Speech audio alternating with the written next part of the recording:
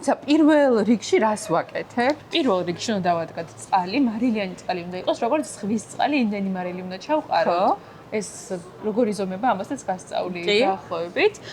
უნდა მოვხარშოთ ალდენტეზე პასტა, იმიტომ რომ ნაკლებად ერთ წამით, მოდი სანამ გადავალთ შემდეგ ნაბიჯზე, ალდენტე რას ნიშნავს? მაყურებელს აუხსნათ, ყველა ხო არ იცის რას ნიშნავს? ალდენტე ნიშნავს, რომ პასტა ბოლომდე არ არის მოხარშული, ამ შემთხვევაში სპაგეტი. ეტიკეტზე არის მითითებული აქ 7 წუთი, ჩვენ მოვხარშოთ 5 წუთს ნახევარი, რომ იყოს ცოტა კბილზე რო ხდება.